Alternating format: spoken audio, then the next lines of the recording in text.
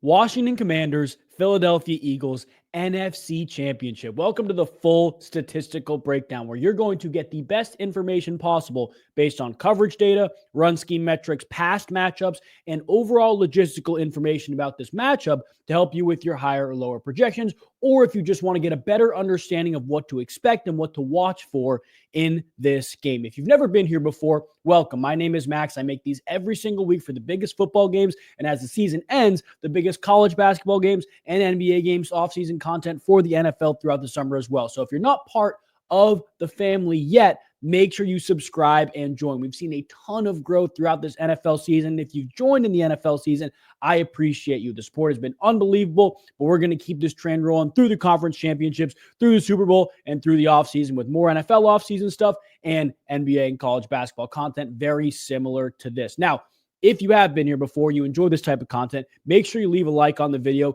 Even if you have not seen one of these videos, if you know you're going to like this type of stuff, it helps me out tremendously if you just hit that like button. If you learn anything new, if you enjoy any part of this video, helps me out tremendously, lets me know you enjoy this type of content as well. Without further ado, we are going to get into the game. But as a lot of you know, I make my different picks on different platforms, which are all in the description. So if you're going to be looking for my picks anywhere for this game, these are the places you need to follow. Instagram, that's where all my player picks are going to be. You need to make sure you're following on there. That's where some parlays will be. That's where my straight player picks will be. All going to be on Instagram. On X, there's some other picks, my touchdown scores, any live picks that I'm going to be doing, any first touchdown scores that I'm going to be doing. That is all on X. And again, it's the same handle. You can search it up, but there are links in the description for you to follow as well. And then if you want some bonus cash to make your picks with, Sleeper, Underdog, and Better Picks are all giving you very special offers for this conference championship. If you're not on any of these, you can join all of them and get the bonus cash and free picks they're offering. Sleeper is giving you a free half-yard pick as well as 11 free additional entries if you join with code LEADS, L-E-A-D-S. That's the only way you can get this offer. Underdog, very similar, another free half-yard pick. They're going to give you a deposit bonus up to $1,000, and Better Picks going to give you a free half completion pick as well as match your first deposit up to $200. So if you're not on any of those already, make sure you get on, get some bonus cash to make your picks with on these games. And as always, if you're not following me on Pick'It, we'll go through Pick'It in a little bit so you guys can see what I do on there. But that's where all my picks will always be. Everything I put any type of currency on will be on Pick'It. But let's talk about this game. As you guys may know, these two teams have played each other 2 times already. 2 times, and they looked a little bit different. The first time, the Eagles blew them out, controlled the game. The second time, the Commanders won. But you remember Jalen Hurts got hurt very end of that first quarter, and the game was drastically different. There's 4 notes I took from watching the film of these games before we get into any statistical stuff. Number 1, Philadelphia Eagles, they don't play a ton of man. They're a little bit below average in terms of how much man they play, but they could not play one-on-one coverage against these Washington wide receivers, especially in the second game. The big chunk plays, Zacchaeus, Diami Brown, Terry McLaurin, and even Jaden Daniels scrambles. And we can look at how many rush yards Jaden Daniels had in that second game. He ripped through them, 9 carries for 81 yards, extending plays against man coverage. Now, truthfully, I don't think the Eagles are going to run more man coverage because of that. Now, granted, they trust Quinyon Mitchell, they trust Darius Slay, they trust those guys on the outside, but the big plays they gave up were because they lined up in one-on-one man coverage. I don't think they're going to do that. We'll talk about what'll happen if they do that. I don't think they're going to, but that was the first big takeaway I had. Takeaway number 2, the Eagles were dominant in the trenches. Really, really good up front, really in both games. Again, we can go pull up some rushing numbers from these 2 games. You can look, obviously, the first time they played the Washington Commanders, where are they at right here? Brian Robinson Jr., 63 yards on the ground, not super efficient. Austin Eckler was the guy who had the big game, but it was through the air, 8 for 89. Then the second time they played, forced multiple fumbles on Brian Robinson Jr. too. Don't forget that. Eckler did not play this game. Brian Robinson Jr. had 10 for 24. That's 2.4 yards per carry, multiple TFLs. But it is also very important to note, especially in that second game, because the Eagles defense played so well, Nakobe Dean was a big part. Nakobe Dean is not playing for the Philadelphia Eagles this weekend. He's hurt. So a big loss for Nakobe Dean. Obviously, they have all-pro Zach Bond in there. Jalen Carter is very good. That front seven is very stout, even without Nakobe Dean. But we saw last week against the Rams, there were some exploitations. The Rams had multiple big chunk play runs. They were able to move the football on the ground and through the air. I don't think this Eagles defense is as good as it was made out to be in like the middle third or back 2/3 of the season. I think they've taken a smaller step back. I think they're very good, but up front, they're going to dominate. Takeaway number 3, and this is the most important one, I think. The quarterback run game. We just talked about it. Jaden Daniels, 81 yards that second time they played. But the first time they played, they bottled him up really nicely. The other thing to note here, though, and this is when you're looking at numbers, this is why this breakdown is different. You got to remember the situations these games were in. You can look at the raw numbers for Jaden Daniels for the first time they played and say, okay, 7 carries for 18 yards. Not much there. This is when Jaden Daniels was dealing with his rib injury. And if you remember correctly, he was much more inclined to slide. He was much more inclined to throw the football away instead of fighting for a couple extra yards. He was very clearly hindered by this rib injury in the middle of the year. And as time has gone on, he's gotten better, especially as it relates to the ground game. We'll pull up some numbers right here for Washington. Especially as it relates to the ground game, you can see there was a blip in the middle of the year where Jaden Daniels really wasn't running too much, right? 35, 5, 18, obviously had a bigger game against Dallas, but that little blip in the middle of the year. And these are against teams that play similar coverage to the Philadelphia Eagles, a lot of middle field close, a lot of different things, but a blip there where there weren't really any big run games. Then you get Dallas again. Look at the difference here. 7 for 74. Obviously didn't play the full game in Dallas here, but then 9 carries against Tennessee, 11 for 66, 9 for 81, 16 for 127 against Atlanta in a big game, 13 carries, 16 carries, 13 plus carries in both playoff games.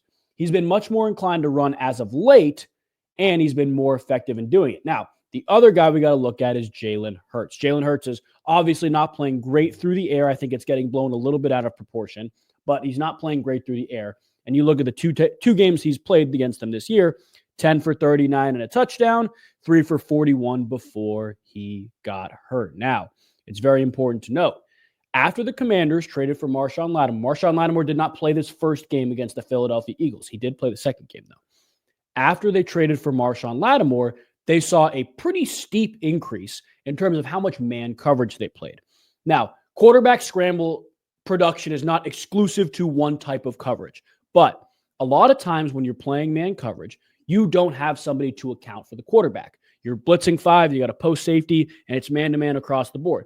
There's no exclusive spy. So if the play breaks down, we talked about this last week with Detroit as well. If the play breaks down, you can break the pocket, escape the pocket, and run. And there's going to be nobody to account for you. So if that happens, a longest rush for really Jalen Hurts or Jaden Daniels, but Jalen Hurts especially, is something we are going to look at on Pickett in a minute. And the last thing is Saquon Barkley. And I don't need to pull up any numbers for this. He had a big game against them the first time they played. Pretty big game against them the second time they played. But the majority of his yards came in the first quarter. Why? The quarterback-driven run game was no longer in play when Jalen Hurts came out of the game and Kenny Pickett stepped in. That is the most important thing to note about the run game on Philly's side. You have 5 quarters where the quarterback run game was in place. That was the 4 quarters in the first matchup, in the first quarter in the second matchup. Then 3 where they were not in play. And the dip in production was very noticeable. But again, it's because you did not have the threat of Jalen Hurts. You did not have the ground threat of Jalen Hurts. I think Saquon's going to have a great game. We'll talk about his projection because it's ridiculously high. We'll talk about it in a second. But that's the bottom line. Let's talk Washington defense. I talked about how much man coverage they play. In terms of overall production, guys, no big outliers, right? 10th most rush attempts per game, 4th most rush yards per game. Like Saquon's going to have a good game on the ground. Again, we'll talk about his projection here in a second. It's just so high. I don't know how much I love it. But bottom 10 in terms of attempts per game and yards per game in the last 5 games. Jahmyr Gibbs played really well last week. Now, in terms of coverage data, like I said, they were on the 6th most man-to-man. This should say Eagles, not Lions. Eagles versus man-to-man. The target percentage is dramatically increased in A.J. Brown's direction when they face man. 16% increase. 35% of targets from Jalen Hurts against man coverage go to A.J. Brown. And look at this. He leads in targets, he leads in receptions, and he leads in yards per route run. Where are the Commanders allowing a lot of targets? Out wide. Where are the Eagles throwing the ball? Actually at the highest rate in the NFL. Out wide. Everything here is A.J. Brown. Everything here is A.J. Brown. The only minor thing is in the playoffs, the past 2 games, they have seen heavy decrease in their out wide targets. Now, Tampa's pretty balanced in terms of where they throw the football, so that's not super concerning. And Detroit, they don't throw the ball out wide as much as you would think. But again, towards the top half, I believe they were 9th walking into the game, but a good amount. And there weren't a lot of out wide targets. But that doesn't really matter because of what the Eagles do against man coverage. Commanders are going to load the box. They play a ton of middle field close. They're going to try to take Saquon away. A.J. Brown is going to get his one-on-ones. Here are some numbers for you with A.J. Brown against man coverage, though. A.J. Brown, in his 6 games against teams that are top half in the NFL in terms of zone coverage frequency, 63.17 yards per game, 6.17 targets per game, and 3.83 catches per game. So nothing crazy there in terms of when he plays teams that are zone heavy. In the games he's played top half man-to-man teams, and this is excluding Jacksonville because he got hurt in that game. He didn't play the full game. But 86 yards per game, 8.25 targets per game. That's more than 2 more targets against zone, and 5.63 catches per game. He is far more productive against man coverage. He's had 2 bigger games against the Washington Commanders in the past. And now he gets a matchup where a team is probably going to sell out and try to stop the run. We log into Pickett, and we can see the projection here. 57.5 receiving yards for A.J. Brown is disgustingly low. It is disgustingly low. He's hit this in both games against the Washington Commanders. Now, if you want a different little play here, what I do like, A.J. Brown, 4.5 catches is plus 100. It's plus 100. Now, if you guys do want, remember, you can find the best odds for your parlay if you want to put something like this together or anything else like that together on Pickett Pro, $25 a month. But as you can see, as the video goes on, we're going to put everything into a parlay here. And you can see how much of a difference if you were to put $20 on something and it hits, you'd make 4 months of Pickett Pro back because you found better odds with this stuff. But regardless, A.J. Brown, 4.5 catches is plus money, which is wild. And then his actual projection for yards is only 58. I think it's too low. Somebody else we can look at, though, Saquon Barkley. Again, he is projected 125 at minus 135. We'll find better odds for you here. But Saquon Barkley is projected 126, 127 on a lot of places. It's a lot. It really is. And if I was more confident in the Eagles against this Commanders team, I'd probably feel a little bit better about it. But I think the Commanders can keep this close. I think there's a chance that they stretch the Eagles out and the Eagles have to throw to get back into the game at some point. I don't know if they abandon the run, but if that's the case, that's not going to happen. Scrimmage yards for Saquon, I like a little bit more, but the bottom line is I'm not going to take anything straight with Saquon. I really don't think you should either. If you want to take the risk, go ahead. The only thing I do like, though, and we'll talk run scheme data really quick, you look at Washington, 3rd most yards per carry overall, 3rd most rush yards allowed, 9th highest explosive run percentage, and Philadelphia, 5th yards per carry, 2nd most rush yards, and 7th highest explosive run percentage. Now, oddly enough, a lot of you guys may know Jared Allen missed how many games? I believe it was 6 games, 7 games in the middle of the year. More yards per carry with him in the lineup, which is wild. He's obviously playing now. But you go look at Saquon Barkley's longest rush. He's explosive. He's a home run hitter. It's fine. Longest rush, 24 is too low. He's going to hit a home run. Explosive run percentage, all that good stuff. It's too low. It's way too low. I think Saquon's going to hit a home run. If I had to take something straight with him, it'd be the longest rush. So we'll go that with Saquon. In terms of overall production for the Eagles, I don't love Devontae Smith. I'm not really looking at Dallas Goedert too much. Maybe his longest catch, but that's about it. You don't know the frequency there. It's tough to trust frequency in the pass game. That's why I almost want to lean A.J. Brown longest reception before I go yards, but I trust the yards as much as I do receptions. But that's the Eagles side, and I trust it. I think the Eagles offensively have an edge in this game. I think Jalen Hurts, again, I think he will have a good game on the ground. I'll pull up his projection on the ground very quick so we just see it. But the bottom line is this is going to be an A.J. Brown show. And I don't think people realize that when they look at his recent struggles. Okay, so Jalen Hurts' rush yards, that's actually a little bit low. I didn't think it was that low. So Jalen Hurts' rush yards, 30 straight is a little low for me. Actually, that's too low. I advise you to take it straight. I'm going to be real with you. He had 39 in a full game and 41 in a game where they played more man. He got hurt in the first quarter. I love Jalen Hurts' rush yards. I love it a lot. Let's not get too caught up in that, but A.J. Brown, Jalen Hurts straight. Water down Saquon if you want to put it into parlay. And again, all that stuff is going to be on my Instagram and on X. So if you're not following, we're going to talk about the Eagles defense against the Commanders. But before I do, I do want to introduce something very special to you guys. I have been planning on doing this for about a year, but a lot of you guys who watch this video are big into sports betting, but not just like making picks, like trying to make money from it, like the lifestyle aspect to it, enjoying making parlays with your friends, group chat parlays, all that good stuff. So what I have done is created my own sports betting company. It's not a sports book. It's not a daily fantasy. It's a community of people. And I'm posting fun picks with some other creators on this account. It's in the description. If you guys want my fun picks, my parlays, make sure you're following. It's called Chalked, Chalked. And I'm going to link it right here. You can go follow the Instagram, the TikTok, the X, whatever. Everything is going to be on there. Your favorite platforms, follow from your favorite platforms, or follow all. It helps me a lot if you follow all of them. But if you want my fun picks, my long shot parlays, my touchdown score, all that stuff, Chalked, Chalked. And if you guys come from the YouTube, go into the most recent post and comment YT. Comment YT on the most recent post. So I know you came from the YouTube. I appreciate you guys coming so much. Pause. I'm sorry. I appreciate you guys going and supporting Chalked so much. Let's keep this breakdown rolling. But if you guys aren't following already, I highly suggest you do.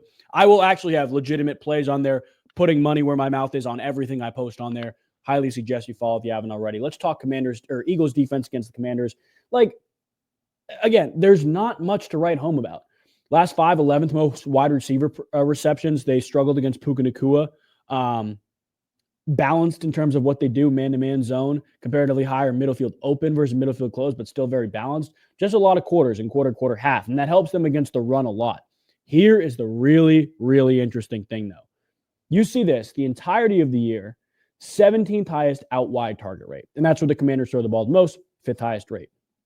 15th highest slot rate, 10th highest slot rate for the Commanders throwing the football. They are getting targeted out wide in the last two games, Philadelphia Eagles, at a 52% rate. That is an unbelievable number. High, super high number. Heavy out wide increase these last couple games. Heavy slot decrease as a result. And when you look at this Washington Commanders team, you look at the past matchups, I want to go look at a couple wide receivers. Now, it's truly really hard to feel super confident about these guys because the Eagles do so many different things defensively, but I do go back and I look at what Terry McLaurin did against them in week 1 and I get worried. Week 11, not week 1, and I get worried. The first matchup. 1 catch, 2 targets, 10 yards. Now, I go back a little bit and I find Terry McLaurin a 5 for 60 game, and I look at Olamide Zaccheaus, 5 for 70 and 2 touchdowns. Diami Brown, 4 for 56 and 2 touchdowns. The bottom line with the Commanders, especially offensively in the pass game, is there's no volume that makes you confident that somebody can sustain something. Like, we've actually been on Terry McLaurin's yards the past 2 weeks, and the masculine urge in my head is like, keep riding it. And I might. We'll see. Again, that'll all be on the socials. But like, the reason his yards have hit both games is huge plays. Huge touchdown against Detroit, and then against Tampa, the huge catch on the first drive of the game. So I see that. I see the Eagles, ability to balance some things out, and I think longest catch. But then I go back and I watch the film, and I'm like, if I'm Vic Fangio, I am not putting these guys in man-to-man situations. Every single time I got burnt last time they played, it was man-to-man. Every single time. I don't expect nearly any man. And if they do, I think they're going to get cooked. I think they're going to get cooked if they play man coverage against the Commanders, guys. And I am worried about that from, number one, a guy who put in an Eagles Super Bowl future before week 1. But number 2, it is tough to look at this Commanders offense and find something you're confident in. But you look, and I worry about this. I do, and I'm going to pull this up for you. You look at Jaden Daniels. And this is as much as big-time players make big-time plays in big-time games type thing. But I don't think we saw the full Jaden Daniels rushing experience when he played them the first time around. I don't think we saw anywhere near what he could do in that middle blip of the season when he was injured. And 53 rush yards is a lot. But guys, the Eagles are going to throw a ton of things out. No Nakobe Dean. Obviously, Sam Cosmi's hurt too, but no Nakobe Dean. I think Daniels can extend plays. And for me, I find it really hard to trust it straight. But if I wanted to put something together like this, and again, you can use Pickett Pro for something like this. Like I wanted to find passing and rush yards, like 250 combined. And then if I wanted to go, like I like Terry McLaurin. I don't love Terry McLaurin. Like if I want to go Terry McLaurin, he's 60-ish yards. Let's say I want to go 50 yards for Terry McLaurin. Like you could put something like that in and add, if you think the Eagles are going to win, let's say Eagles. Not Morehead State, not American Eagles. Let's see if we can find Philadelphia Eagles. Philadelphia Eagles. You put that in, right? Look at this. This is the difference between Pickett Pro and normal Pickett. Like you would find it on DraftKings, 132, say, oh yeah, that's awesome. You could put $50 on this and you get 1.3 times your money. Or you can put $50 on this one and get 1.6 times your money again. It's worth Pickett Pro. But the bottom line is this. Big-time players make big-time plays in big-time games, and Jaden Daniels is a big-time player. Can he do that consistently?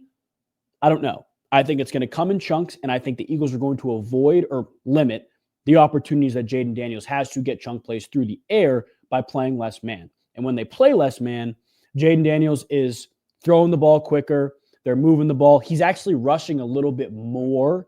The overall production is not there, but he's rushing more.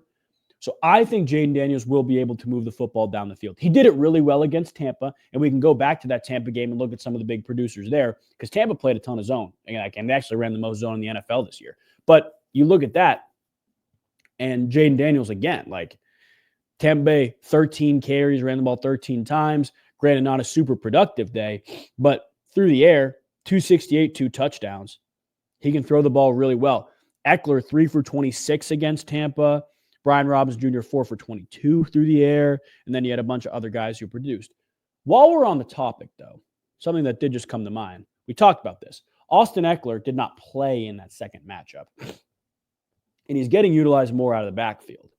For me, even though the Eagles' target rates aren't, super supportive of it, like they're getting targeted out of the backfield at an average rate, I think you can lean into Austin Eckler receiving yards because I think they're going to find ways to get him the football. 22 receiving yards is a little bit low. I think it's a little bit low for Austin Eckler. So maybe we lean into that. Again, all the picks will be on the socials, but the bottom line is this, guys, and this will conclude the breakdown. The trenches on both sides will probably be won by the Eagles. Commanders have the better quarterback, at least right now. Eagles have the better weapons. They got the better run game. They got the better defense. Can you find it in your heart of hearts to say, I'm going to pick the team who has borderline worse everything? There's some debate, but a better quarterback or a quarterback who's been here before and has the better supporting cast around him? I'm going to roll with the quarterback who's been here before. That's how I'm going to roll. And again, I think the Jalen Hurts hate has gotten way out of hand. I'm rolling with the Eagles in this game, and it's not a pride thing because of the Super Bowl future I placed back before week 1. They're a better team. I think they're the best team. I don't know if they're the hottest. I think the Bills are the hottest, but I think they're the best team right now. The best team right now. Let me know what you guys are riding in the comments. As always, if you are new, make sure you subscribe. Make sure you leave a like if you enjoyed this video. All the picks and plays will be on the socials, so make sure you're following below. But I appreciate you guys watching. Depending on when you're seeing this, the other AFC Championship game breakdown may be out. It's coming out Friday afternoon, Friday evening. So if you're seeing this Friday evening, go check if it's out. I'll link it below as well. But again, if you guys made it to the end, make sure you follow Chalk. It's my new sports betting community. It is the perfect place if you really enjoy the aspect of sports betting culture, making parlays with your friends, hanging out with the boys, first touch to everything like that. That is what that encompasses. So if you like that stuff, helps me out a ton. It's going to get the brand off the ground, and you're going to find some enjoyment in it. I appreciate you guys watching. We'll see you for the AFC Championship game breakdown. God bless you.